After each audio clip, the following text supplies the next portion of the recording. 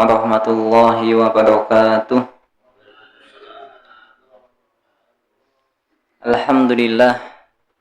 Alhamdulillahi ala ihsanih wa syukru lahu ala taufiqihi wa amtinani.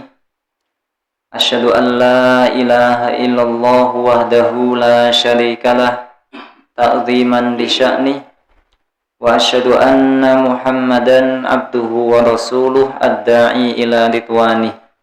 Allahumma salli wa sallim ala nabiyyina Muhammadin wa ala alihi wa sahbihi wa man sara ala nahjihi ila yaumiddin. Qala Allah ta'ala fi kitabihil karim, ya ayyuhalladzina amanu taqullaha haqqa tuqatih wa la tamutunna illa wa antum muslimun. Ya ayyuhalladzina amanu taqullaha wa qulu qawlan sadida yuslih lakum a'malakum wa yaghfir lakum dhunubakum wa may yuti'illaha wa rasulahu faqad faza fawzan 'azima. Wa qala an-nabiyyu Muhammadun sallallahu alaihi wasallam, man salaka tariqan yaltamisu fihi ilman sahalallahu lahu bihi tariqan ilal jannah. Amma ba'd. Kaum muslimin wal muslimat rahimani wa rahimakumullah. Alhamdulillah, kita panjatkan puja dan puji syukur kehadirat Allah Subhanahu wa taala, yang mana Allah Subhanahu wa taala masih berkenan melimpahkan segala nikmatnya kepada kita semuanya, terutama adalah kenikmatan iman dan kenikmatan Islam. Salawat dan salam semoga tercurah kepada junjungan kita Nabi Agung Muhammad sallallahu alaihi wasallam, dan kepada keluarganya dan sahabat-sahabatnya, dan kepada siapapun yang mengikuti mereka sampai hari kiamat. Kaum muslimin wal muslimat rahimani wa rahimakumullah. Pembahasan kajian kita pada malam hari ini adalah sebagaimana yang sudah disampaikan dengan judul dua perkara besar. Kenapa disebut perkara ini perkara yang besar? Karena perkara yang besar itu perkara yang berkaitan dengan surga dan neraka. Adapun perkara-perkara dunia, maka itu perkara yang kecil. Perkara yang berkaitan dengan kehidupan akhirat, ini adalah perkara yang sangat penting, ya, perkara yang sangat besar jika dibandingkan dengan kehidupan dunia. Maka Nabi SAW pernah menjelaskan dalam sebuah hadis, yang mana kelak di hari kiamat akan ada manusia yang menjadi penghuni neraka, tapi di dunia dia adalah orang yang paling nikmat, paling mulia. Tapi dia termasuk orang yang pendosa, ya, yang tidak taat kepada Allah. Di dunia nikmat, paling nikmat, mungkin bisa melakukan apapun yang dia inginkan dari segi dunianya, dari sisi kehidupan di dunianya. Kata Nabi, fayus bihu finnari sabwatan, maka kelak dia ini akan dicelupkan di neraka dengan satu celupan, kemudian dikeluarkan oleh Allah Subhanahu wa ta'ala. Setelah dikeluarkan oleh Allah, maka Allah pun bertanya, wahal marra bika na'imun qat, wahai manusia, apakah pernah kamu mendapatkan kenikmatan sedikit saja? Maka dia pun mengatakan, la wallahi ya Rabb, la ma marra bi na'imun qat, tidak ada sedikit pun kenikmatan yang pernah saya rasakan. Padahal di dunia tadi apa? Dia adalah orang yang paling nikmat. Tapi setelah merasakan siksanya neraka yang hanya satu celupan, kenikmatan sudah hilang semuanya. Sebaliknya, ada orang yang dia susah di dunia, hidupnya sengsara di dunia, tapi dia ini ahli ibadah, ahli ketaatan kepada Allah. Kemudian dicelupkanlah di surga sebentar. Merasakan nikmatnya surga sebentar, kemudian dikeluarkan. Kemudian Allah bertanya kepadanya, wahal marabika syiddatun qat, wahal marabika bu'sun qat. Apakah kamu pernah merasakan kesusahan? Apakah kamu pernah merasakan penderitaan sedikit saja? Maka dia pun mengatakan, la wallahi ya rabbillah, demi Allah tidak ya Rabbku, saya tidak pernah merasakan penderitaan sedikit pun. Saya tidak pernah merasakan kesengsaraan sedikit pun. Padahal di dunia dia hidupnya adalah orang yang paling sengsara. Tapi setelah merasakan sedikit nikmatnya surga, semuanya hilang. Nah, di sini menunjukkan bahwasanya kenikmatan-kenikmatan surga atau sesuatu yang berkaitan dengan urusan akhirat, ketika dibandingkan dengan dunia, maka tidak ada apa-apanya. Dunia ini sesuatu yang sangat kecil, sesuatu yang sangat remeh. Makanya kata Nabi Muhammad SAW, ketika Nabi tidur di atas tikar yang dibuat dari lapah kurma, sehingga bisa membekas di dalam tubuh beliau SAW, maka sebagian sahabat pun menangis. Ya Rasulullah, engkau ini utusan Allah, tapi engkau tidurnya di tikar yang terbuat dari pelapa kurma. Sedangkan Raja Romawi, mereka tidurnya di kasur yang sangat empuk. Apa jawaban Nabi? Mali walid dunia. Apa urusanku dengan dunia? Saya ini di dunia seperti orang yang dia sedang berjalan, naik kendaraan, kemudian dia singgah di bawah pohon untuk nunut ngiup, istilahnya orang Jawa, nunut ngiup. Jadi hanya singgah sebentar. Maka tidak masalah. Seolah-olah Nabi mengatakan, ya nggak masalah, maupun di dunia sengsara, di dunia susah, yang penting nanti kita punya akhirat. Baik. Maka dari itu sesuatu yang berkaitan dengan akhirat ini merupakan sesuatu yang sangat besar. Entah itu yang berkaitan dengan kenikmatan atau yang berkaitan dengan azab atau siksa. Hal ini sebagaimana ketika ada sahabat yang bertanya kepada Nabi SAW. Sahabat ini mengatakan, ya Nabi Allah, wahai Nabi Allah, akhbirni bi'amalin yudkhilani al-jannah wa yuba'iduni minan nar. Wahai Nabi Allah, kabarkan kepadaku tentang suatu amalan yang bisa menjadikan aku masuk surga dan bisa menjadikan aku jauh dari neraka. Maka Nabi menjawab, laqad sa'alta an 'azimin wa innahu layasirun 'ala man yassarahu Allahu 'alaihi. Sesungguhnya engkau telah bertanya dengan suatu pertanyaan yang sangat agung, pertanyaan yang sangat besar.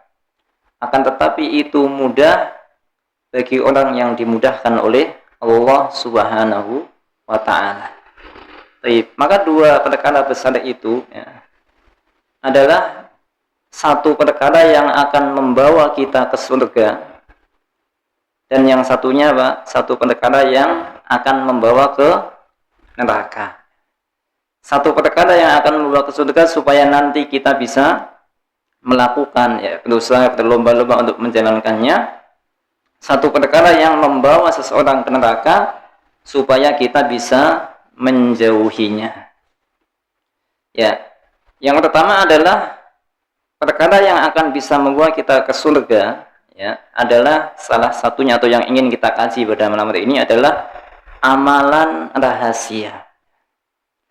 Amal solih rahasia. Menyembunyikan amal solih. Menyembunyikan ketaatan. Gampil napa angel, Pak? Menyembunyikan amal solih. Ini tidak gampang. Kadang-kadang kalau kita ini beramal, pengennya yang lain tahu. Kalau nggak tahu ini nggak marem. Kan gitu. Apalagi misalkan kita beramal ya. Misalkan kita beramal di musola sinilah. Beramal ikut membangun musola, nyumbang 10 juta. Kemudian ada teman kita yang tidak tahu kalau kita nyumbang 10 juta. Cerita sama kita. Alhamdulillah Pak, saya bisa nyumbang masjid musola ini 2 juta. Jadi dengan mendengar kira-kira bagaimana Pak? Saya ya, kan rasanya pengen menyampaikan, cuma 2 juta Pak, saya ini alhamdulillah, ya bukannya sombong. Meskipun dia mengatakan bukannya sombong ya. Bukannya sombong Pak, alhamdulillah saya nyumbang 10 juta kan gitu. Jadi rasanya pengen ditampakkan, pengen supaya orang lain tahu ya. Padahal seharusnya nggak perlu. Lebih baik apa? Lebih baik yang lain tidak tahu, meskipun ya bahkan semua orang tidak tahu, cukuplah Allah yang tahu. Ya makanya menyembunyikan amal ini bukan perkara yang mudah. Tidak semua orang bisa menyembunyikan amal atau merahasiakan amal. Ya, salah satunya adalah orang-orang munafik. Allah menyebutkan bahwasanya orang munafik ini tidak bisa merahasiakan amal. Kalau amal pengennya ditampak-tampakkan kepada manusia. Makanya ketika amalan mereka tidak dilihat oleh manusia, mereka berat. Wah, cuma sepi wong, nggak ada yang melihat. Akhirnya nggak mau beramal. Ya. Baik, sebagaimana yang Allah jelaskan dalam surat An-Nisa ayat 142 ya. Yang mungkin ayat ini sudah kita sering dengar, sudah kita hafal.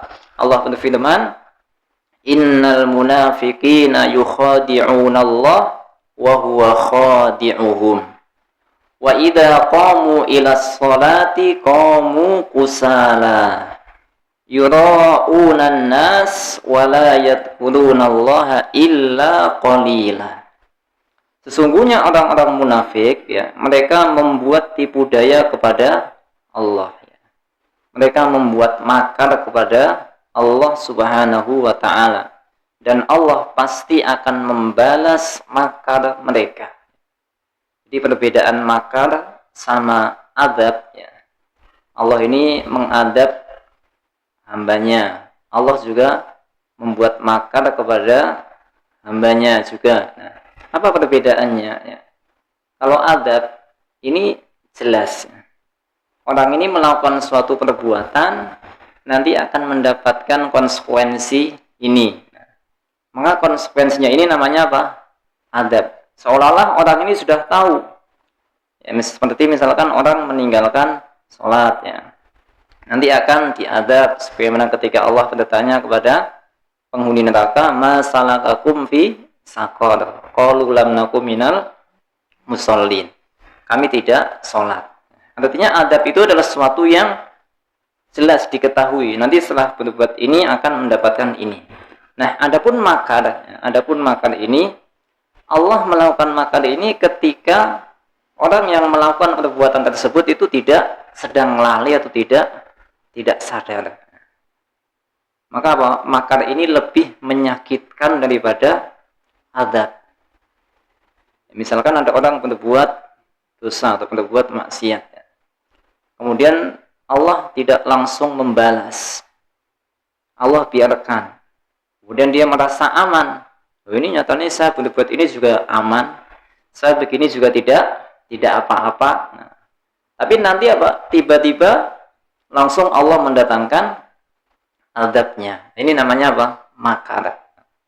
Baik. Nah, orang munafik ini membuat makar kepada Allah, dan Allah pun akan membalas makarnya. Nah, makar ini kan seolah-olah sesuatu yang tidak baik ya, membuat tipu daya kan tidak baik.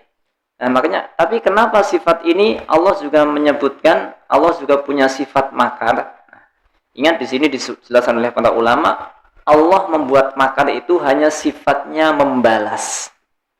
Tidak pernah Allah itu membuat makar kepada orang yang tidak membuat makar kepada Allah. Nah, jadi ini merupakan sifat kemuliaan, merupakan sifat keperkasaan bagi Allah. Berbeda dengan orang tiba-tiba makar, tiba-tiba tipu daya. Ini menunjukkan suatu kelemahan. Tapi ketika sifatnya membalas, ya maka ini menunjukkan kekuatan, keperkasaan ya. Baik, makanya tidak ada makar Allah itu kecuali dimulai oleh manusia. Sama ketika ini munafikin yukhadi'un Allah wa huwa khadi'uhum. Dalam ayat yang lain wa makaru wa makarallah ya. Mereka membuat makar kepada Allah dan Allah pun akan membalas makar mereka ya. Kemudian yang kedua, sifat orang munafik wa idza qamu ila shalah ya. Ketika mereka mendirikan salat. Jadi orang munafik ini salat enggak? Salat ya. Tapi salatnya gimana? Kusala. Qamu kusala, salatnya malas. Alasan.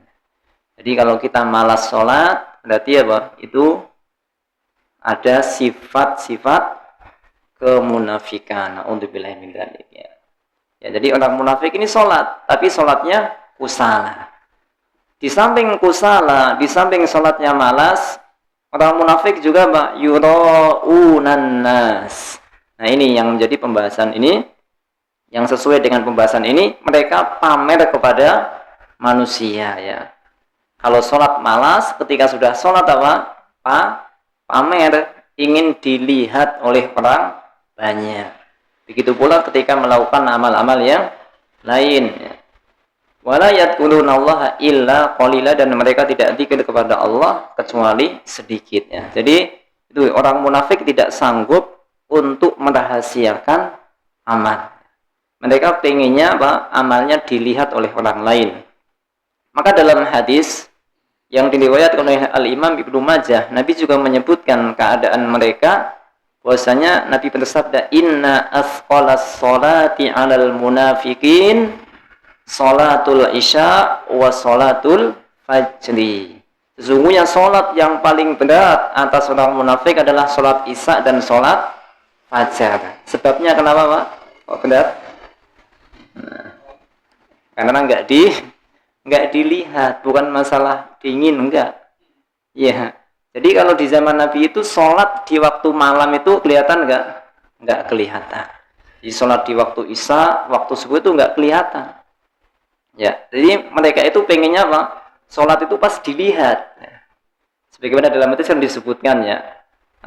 Nabi ini sholat subuh, setelah Nabi selesai zikir, maka apa? Baru wanita-wanita ini kelihatan pun yang ada di dekatnya. Jadi kan kalau subuh nggak kelihatan, karena memang di zaman dulu tidak ada lampu ya, dan gelap, memang kondisinya gelap. Adapun di zaman sekarang maka beda keadaannya. Intinya yang menjadi istidlal, pendalilan adalah kenapa mereka berat? Karena tidak dilihat ya, oleh Nabi SAW dan kaum muslimin. Kenapa? Karena memang mereka tujuannya adalah ingin menampakkan untuk lihat. Wa idza lalahum, ketika mereka bertemu dengan orang beriman gimana? Qalu amanna, kami beriman. Wa idza khalau ila syayatinihim qalu inna ma'akum innama nahnu mustahziun. Kami ini teman kalian, kami enggak itu sama kami guyon. Istilahnya gitu ya. Jadi ketika ketemu dengan orang beriman, kami ini iman. Tapi ketika kumpul dengan teman-teman mereka, oh kami ini teman kalian, kami cuma guyon sama Muhammad, cuma guyon sama teman-temannya Muhammad ya. Itu kebiasaan orang-orang munafik ya. Mereka tidak bisa melakukan amal rahasia. Nah, kemudian berikutnya, amal rahasia ini ada dua jenis. Ada dua jenis amal rahasia. Satu, amal rahasia yang letaknya di dalam hati. Jadi ada amalan rahasia yang letaknya di dalam hati, memang nggak kelihatan. Karena itu amalan hati. Contohnya apa Pak? Amalan hati. Apa? Tak contohkan satu, ikhlas. Ikhlas di hati atau di dohir? Di hati ya. Kalau jenengan minta, Pak minta ininya, ikhlas buatan Pak. Ikhlas. Nggak usah ikhlas itu nggak usah diucapkan. Jadi nggak harus mengucapkan aku ikhlas, enggak. Ikhlas itu letaknya di dalam hati. Maka sampai ada perkataan apa? Kalau kalian ingin ikhlas, lihatlah, contohlah surat Al-Ikhlas. Surat Al-Ikhlas ada kata-kata ikhlas enggak? Ada enggak? Enggak ada. Coba qul huwallahu ahad, Allahus somad, lam yalid walam yulad walam yakul lahu kufuwan ahad. Enggak ada kata-kata ikhlas loh. Tapi dinamakan surat Al-Ikhlas. Tapi surat An-Nas ada kata-kata nas enggak? Banyak. Surat Al-Baqarah ada kata-kata Baqarah? Ada. Surat An-Nisa ada. Jadi akan semua surat itu diambil apa? Dari kata-kata yang ada dalam surat itu. Kecuali surat Al-Ikhlas dan surat Al-Fatihah. Hanya sebagai pembukaan, itu masih nyambung pembukaan di awal ya. Tapi kalau Al-Ikhlas enggak ada kata-kata ikhlasnya. Jadi kalau ingin ikhlas, contohlah surat Al-Ikhlas. Enggak harus mengatakan aku ikhlas. Ikhlas itu letaknya di dalam hati. Yang tahu hanya kita sama Allah ya. Meskipun kita mengucapkan ikhlas ya. Tapi belum tentu hati kita ikhlas kan itu tuh. Dan kadang-kadang kita diam tapi apa malah ikhlas ya. Ini contoh ya. Di banyak amalan rahasia yang letaknya di dalam hati, ikhlas. Apalagi misalkan pemaaf ya. Pemaaf ini dalam hati apa dohir? ya hati ya. Dohir ini hanya sebatas ya apa? Lengkap saja. Inti daripada memaafkan itu kan di dalam hati ya. Memaafkan, lapang dada itu di dalam hati. Makanya enggak kelihatan. Sehingga ketika ada sahabat yang dipuji oleh Nabi Shallallahu Alaihi Wasallam ya. Ada sahabat yang Nabi menyebutkan nanti ada orang ahli surga yang akan masuk sini. Nabi menyebutkan ada ahli surga. Kemudian apa? Kemudian masuklah. Ada sahabat masuk, ya, Abdullah bin Salam masuk. Nah, kemudian sahabat yang lain ini heran. Ini orang ini kenapa disebut Nabi ahli surga? Sampai ada sahabat yang apa? Ingin nginep supaya ingin tahu apa sih amalan yang dia miliki. Kok Nabi menyebutkan ahli surga? Nabi kemudian sahabat lain nginep sampai 3 hari dan enggak mendapati apa-apa. Ini kayaknya biasa-biasa aja, baca Qur'annya juga biasa aja. Kalau malam juga tidur, sedekahnya juga enggak hebat. Tapi Nabi kok menyebut amalan surga ya, penghuni surga ya. Apa yang dia miliki? Akhirnya singkat cerita, sahabat ini pun tanya, saya nginap di sini karena Nabi menyebutkan kamu ini kamu ini termasuk penghuni surga. Amal apa yang kamu miliki? Maka dia pun mengatakan, saya nggak punya amal apa-apa kecuali sebelum tidur saya memaafkan semua orang yang berbuat salah kepada saya. Amalan hati atau amalan dohir?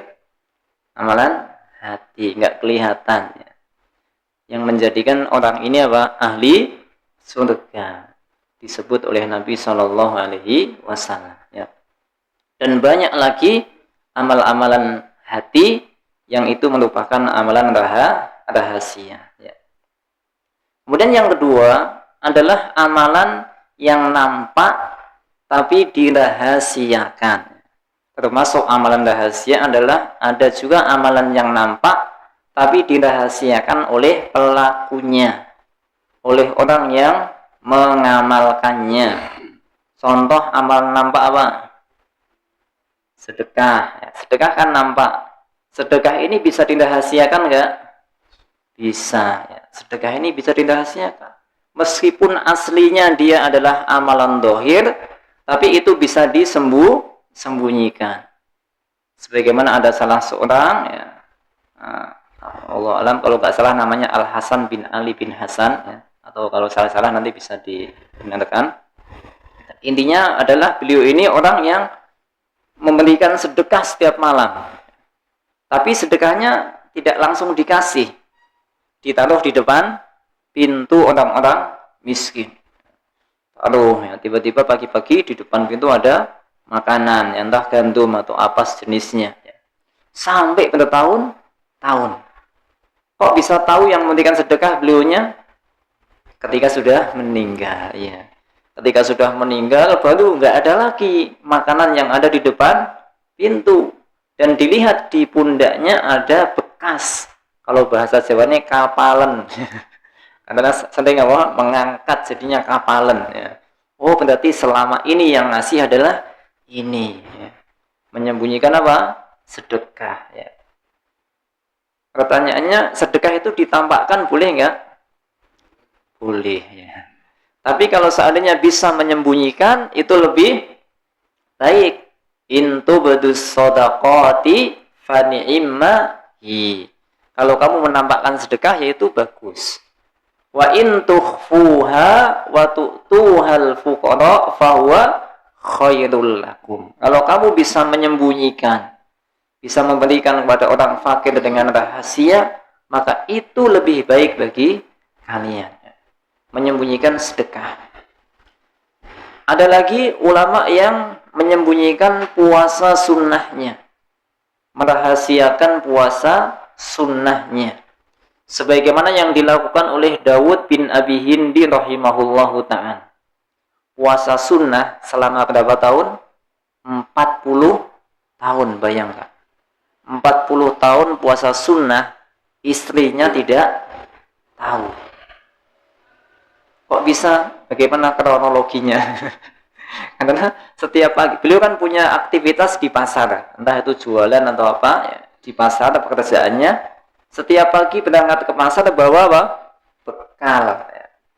Istrinya membawain bekal, ini Pak, bekalnya dibawa, tapi nggak dimakan, disedekahkan kepada orang lain. Ya. Sedekahkan. Pulangnya kapan?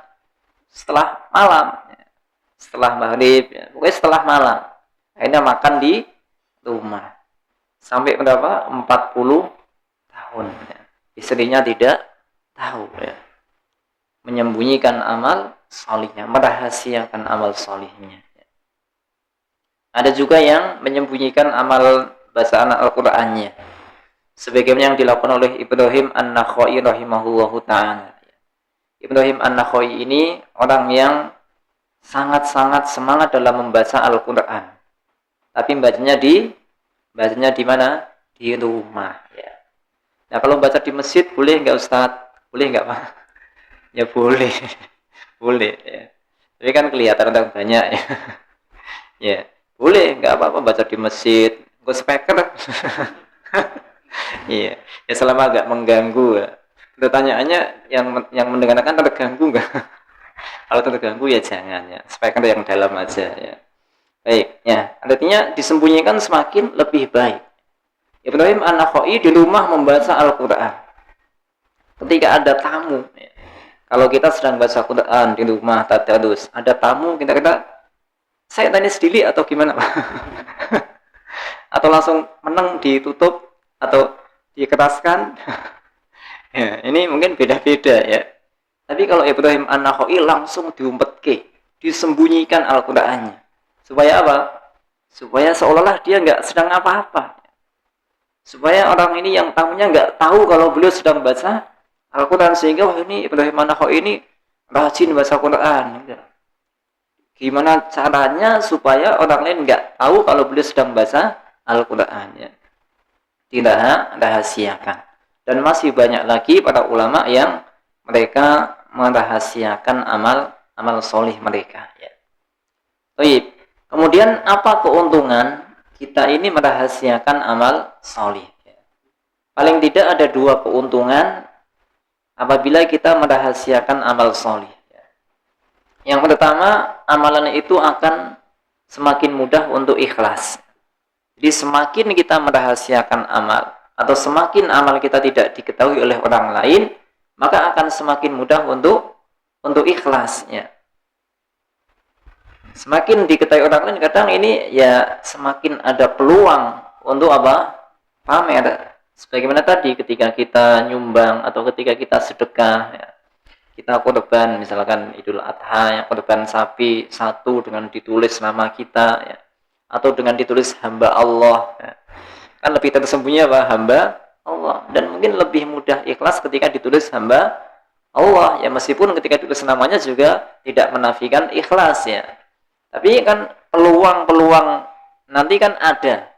Ketika sapinya besar ya, kemudian dia sendirian, Ada yang mengatakan, wah Masya Allah Pak, jenengan ki luar biasa ya. Nyumbang sapi sendirian. Ternyata hatinya berkembang dah. Ya namanya manusia wajar. Manusia itu suka apa? Dipuji ya. Bahkan sampai dipuji dengan pujian yang salah itu senang apa sedih Pak? Orang itu dipuji dengan pujian yang salah, kira-kira senang apa sedih? Senang dah. Jenengan misalkan sudah semakin sepuh gitu, dikan wah kok Samsung gua ganteng Pak, kira senang apa sedih? Padahal semakin sepuh ini semakin ganteng apa semakin tapi kadang-kadang senang ya. Iya. Ini manusia itu sudah tabiat manusia itu suka dipuji meskipun dipuji yang salah ya. Bahkan dikatakan apa? Bahwasanya manusia itu lebih senang pujian daripada senang harta, gitu kan? Jenengan dikasih harta, kasih uang 100.000, ternyata setelah dilihat palsu, marah nggak Pak? Marah. Kalau dipuji tadi, ya, dipuji pujian yang salah, misalkan sudah sepuh wah tambah ganteng, gitu, seneng apa nesu? Ya, itu menunjukkan maksudnya pujian itu apa lebih disukai daripada duit ya. Sehingga salah pun apa senang ya. Sama dengan kita kadang tidak melakukan amal, kadang juga kita senang dipuji ya. Masya Allah ini kadang-kadang jenengan ya musola ini bisa makmur ya. Kadang meskipun kita bukan melakukan, kadang kita alhamdulillah. Iya. Nah, kalau pada ulama Masya Allah enggak, pada ulama mereka enggak suka dipuji. Imam Nawawi ya, kitabnya dikaji bahkan di hampir seluruh umat Islam ya, mengkaji kitabnya Imam Nawawi, kitab Riyadhus Shalihin ya, kitab Arba'un Nawawi ya, banyak ditemukan di masjid-masjid atau musola-musola, sehingga dijuluki oleh ulama yang lain apa julukannya? Muhyiddin, orang yang menghidupkan agama. Ini julukannya bukan LC, bukan MA, tapi Muhyiddin ya, orang yang menghidupkan agama. Tapi Imam Nawawi senang enggak? Enggak senang. Malah beliau mengatakan la aj'alu fi hillin man laqabbani bi Muhyiddin. Aku tidak halalkan orang yang memberikan laqab julukan kepada saya Muhyiddin. Ini Masya Allah, enggak suka dipuji. Kenapa tidak? Kenapa beliau demikian ya? Karena ketika dipuji tadi, semakin banyaknya pujiannya. Ini PR baru ya. Bukan semakin nikmat, bukan ya. Ini PR baru yang akan mengikis keikhlasannya. Semakin dipuji bisa jadi apa? Semakin mengurangi keikhlasan. Maka dari itu semakin kita merahasiakan amal, keikhlasan itu akan semakin mudah. Yang kedua ya, dia akan mendapatkan naungan Allah di hari kiamat ya. Yang mana ketika di hari kiamat matahari didekatkan. Jaraknya seberapa Pak? 1 mil. Milnya ini mil apa? Ya. Ada dua pendapat. 1 mil masahah. Mil masahah ini mil jarak. Kalau jarak berarti berapa kilo Pak? Sekilo nih? Apa lebih? 1 mil ini berapa? Pinten? 1,2. Ya 1 kilo. Berarti 1000 meter lebih dikit ya. Ini kalau mil jarak. Sekarang ini matahari jaraknya berapa sama bumi? 50 juta atau berapa tuh? Itu sudah apa? Panas. Apalagi di musim apa? Kemarau ini kan panas. Kita ini suruh berdiri di atas genteng 1 jam pas musim panas, kuat enggak? Ada enggak? Oke, jadi dendeng. Oke, jadi itu jaraknya Pak 150 juta atau berapa mil padahal. Nah, bagaimana kalau didekatkan 1 mil? Panasnya kayak apa? Itu ketika milnya mil masahah. Ada lagi milnya ini mil alat untuk celak. Jadi berapa senti? Alat untuk celak itu yang kayak pensil itu paling kan 10 senti. Kalau seandainya milnya mil itu meleleh. Tapi dalam kondisi saat itu yang mana manusia ini bermacam-macam keringatnya, orang-orang yang dia merahasiakan amalnya, maka dia akan mendapatkan naungan Allah ya. Di saat yang lain kepanasan, dia mendapat naungan dari Allah Subhanahu wa ta'ala. Hal ini sebagaimana yang disampaikan oleh Nabi Shallallahu Alaihi Wasallam dalam hadis yang menjelaskan tentang 7 golongan yang akan mendapatkan naungan Allah. Ya. Salah satunya Nabi mengatakan apa? Rajulun tasaddaqa bi shadaqatin fa akhfaha hatta la ta'lama yaminuhu la ta'lama shimaluhu ma tunfiqu yaminuhu. Seorang yang dia bersedekah dengan tangan kanannya sampai tangan kirinya tidak tahu. Berarti rahasia apa ditampakkan sedekahnya? Rahasia. Nabi menggunakan peribahasa tangan kirinya tidak tahu yang disedekahkan tangan kanannya. Padahal tangan kiri ini ikut nggak ketika tangan kanan pergi? Ikut apa ditinggal? Ikut. Ke pasar ikut, ke masjid ikut. Kok tidak tahu? Artinya ini bahasa kiasan. Bahasanya bisa dikatakan orang yang terdekat saja tidak tahu.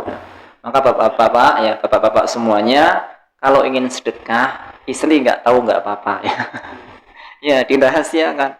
Kalau memang bisa merahasiakan dari istri, dari anak, rahasiakan ya. Itu lebih baik ya. Meskipun tahu juga nggak apa-apa. Tapi lebih baik kalau dirahasiakan kalau memang bisa merahasiakan ya. Ya, nanti akan mendapatkan apa? Naungan Allah di hari kiamat ya. Ini adalah 2 manfaat orang yang beramal dengan merahasiakan amal. Baik, yang berikutnya ya, perkara besar yang kedua adalah dosa rahasia. Dosa rahasia ini berarti akan menuntun kemana? Ke neraka. Kalau yang tadi amal rahasia akan membawa pelakunya ke surga, kalau dosa rahasia akan membawa pelakunya ke neraka. Na'udzubillah min dzalik. Ya, tidak dipungkiri setiap orang, kecuali orang yang sudah terlalu ya, itu secara umum malu ketika bermaksiat di hadapan orang lain ya toh. Jadi ketika kita menampakkan kesolihan di hadapan orang lain, ini mudah apa susah? Mudah, Pak ya. Kita menjadi orang bertakwa, kita menjadi orang yang kelihatan khusyuk, nah, misalnya kita menjadi orang yang sok alim, ya itu mudah ketika di hadapan orang lain. Tapi ketika sedang sendirian, mudah apa susah? Susah. Ya, ujian ketakwaan yang benar diri kita adalah kita sanggup meninggalkan maksiat di saat sendirian. Kalau di saat rame-rame ini belum jaminan ya. Belum jaminan ya. Bisa jadi karena kita malu, bisa jadi karena kita nggak enak.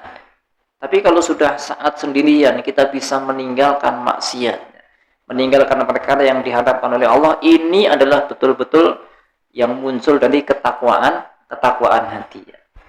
Makanya tidak mudah. Nah, makanya orang yang berbuat dosa ya, ketika saat sendirian ini berbahaya. Kenapa? Karena dia menganggap bahwasanya pengawasan Allah ini pengawasan yang hina. Kita ini nggak berani berbuat kesalahan ketika diawasi sisi TV ya. Di mall, di area ini diawasi CCTV. Kita nggak berani ngambil. Tapi kita yakin diawasi oleh Allah di saat di kamar sendiri, misalkan megang HP. Apa yang kita lihat? Bisa jadi kita ini berani apa? Melihat yang diharamkan. Na'udzubillahi min dzalik ya. Ya, maka ini kadang-kadang mudah sekali untuk berbuat dosa di saat sendirian ya. Maka dari itu Allah menegur ya. Allah mengingatkan dalam surat An-Nisa ayat 108, yastakhfuna minan nas wala yastakhfuna minallah. Sebagian orang ini tidak takut kepada Allah, tapi takut kepada manusia. Ya, tadi ketika di hadapan manusia dia bisa alim, bisa sholih, ketika di hadapan Allah dia berani bermaksiat. Nah, kemudian apa ancaman dari orang yang dia berbuat maksiat secara sembunyi-sembunyi? Paling tidak juga ada 2 ancaman. Ancaman yang pertama bisa menyebabkan su'ul khatimah. Naudzubillah. Bisa menyebabkan su'ul khatimah. Sebagaimana ketika Nabi menjelaskan dalam sebuah hadis ya, yang mana ada seorang yang dikatakan hadis ini hadis yang menjelaskan tentang penciptaan manusia. Di situ disebutkan ada potongan hadis yang berbunyi inna ahadakum la ya'malu bi'amali ahlil jannah hatta ma yakunu bainahu wa bainaha illa dira. Fayasbiqu alaihi alkitab fayamalu bi'amali ahlin nar fayadkhuluha. Ada orang yang dia melakukan amalan-amalan ahli surga, salih, amalannya bagus, sedekah, salat dan seterusnya. Sampai tanda surga dan dia tinggal sejengkal atau sehasta, tinggal sehasta.